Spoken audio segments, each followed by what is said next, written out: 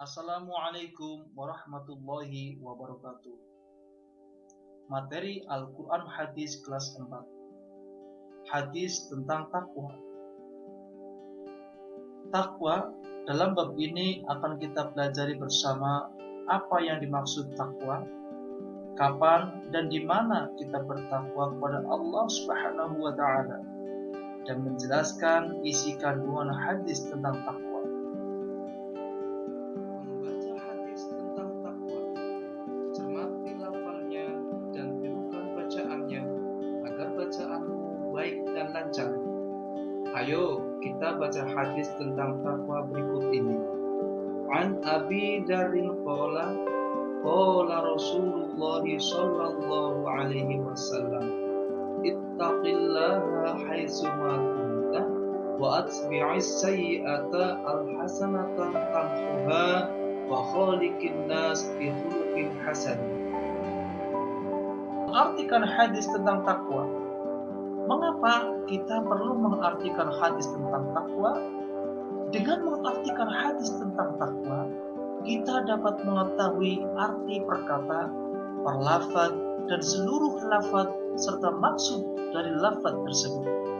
Kamu dapat mengartikan hadis tentang takwa, yaitu dengan cara melafalkan secara berulang-ulang sehingga lancar dan hafal, atau dengan cara mendengarkan bacaan dan pelafalan teman kalian. Ayo kita lafalkan arti kata berikut.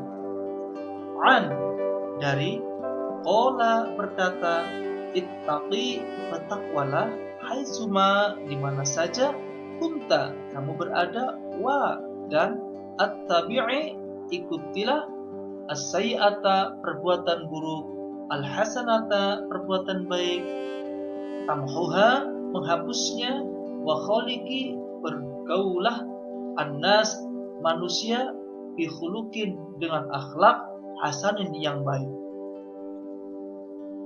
Setelah membaca dan menyalin mufradat hadis tentang takwa di atas, susunlah bersama teman sebangkumu arti kata tersebut menjadi terjemahan yang sempurna. Kemudian, cocokkan hasil terjemahan kalian dengan terjemahan berikut ini. Terjemah hadis tentang takwa. Dari Abu Dzar radhiyallahu anhu berkata, Rasulullah sallallahu alaihi wasallam bersabda, bertakwalah kepada Allah Subhanahu wa taala dimanapun kamu berada, dan ikutilah perbuatan buruk itu dengan perbuatan yang baik. Niscaya akan menghapuskannya, dan bergaullah kepada manusia dengan akhlak yang baik. Hadis riwayat At-Tirmidzi. Menghafalkan hadis tentang takwa. Setelah kita dapat membaca hadis tentang takwa dengan benar dan fasih, sekarang ayo kita menghafal hadis tentang takwa dengan cara membaca berulang-ulang dari satu lafaz dilanjutkan lafaz berikutnya secara berulang. An Abi Dzarrin qala, dari Abu Dzar radhiyallahu anhu berkata, qala Rasulullah sallallahu alaihi wasallam, Rasulullah sallallahu alaihi wasallam bersabda, ittaqillaha haitsu ma kunta, bertakwalah kepada Allah dimanapun kamu berada, wa atbi'is sayyi'ata alhasanata tamhuha, dan ikutilah perbuatan buruk itu dengan perbuatan baik, niscaya akan menghapuskannya, wa khaliqin nasa bi khuluqin hasanin, dan bergaulah kepada manusia dengan akhlak yang baik. Menulis hadis tentang takwa. Setelah kita belajar membaca, mengartikan, dan menghafal hadis tentang takwa secara baik dan benar, masih kurang lengkap kalau belum dapat menulis secara baik dan benar. Ayo kita belajar menulis. Ayo tulis kembali hadis tentang takwa dengan cara melanjutkan potongan lafaz dan atau melengkapi lafaz pada tabel yang sudah ada di lembar kerja. Memahami isi kandungan hadis tentang takwa. Allah Subhanahu wa taala dan Rasul-Nya mengingatkan manusia untuk senantiasa bertakwa kepada Allah Subhanahu wa taala. Para khatib dalam setiap khutbahnya selalu menganjurkan manusia untuk senantiasa meningkatkan ketakwaan kepada Allah Subhanahu wa taala. Hal ini menunjukkan takwa kepada Allah Subhanahu wa taala mempunyai nilai tertinggi di hadapan Allah Subhanahu wa taala. Siapa yang sudah mengetahui maksud dari takwa? Menurut bahasa, takwa artinya patuh, taat, atau menjaga. Sedangkan menurut istilah, takwa adalah menjalankan segala perintah Allah Subhanahu wa taala dan menjauhi segala larangannya. Berdasarkan hadis yang diriwayatkan Abu Dzar dari At-Tirmidzi, terdapat 3 hal yang diperintahkan Rasulullah Sallallahu Alaihi Wasallam kepada umatnya. Pertama, perintah untuk bertakwa kepada Allah Subhanahu wa taala. Orang yang bertakwa kepada Allah Subhanahu wa taala dan meyakini bahwa hal tersebut akan membawa kebaikan bagi dirinya, melaksanakan perintah Allah tidak hanya sebatas sholat, mengeluarkan zakat, puasa, dan haji saja.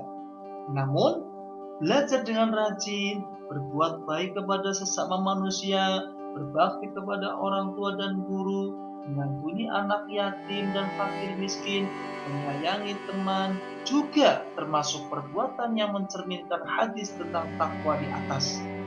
Contoh-contoh perbuatan tersebut hendaknya kita lakukan di mana saja kita berada, baik di tempat yang ramai maupun di tempat yang sunyi, baik ketika dilihat orang maupun saat sendirian, ketika kita tidak ada yang melihatnya, dan tatkala sedih maupun ketika kita bahagia.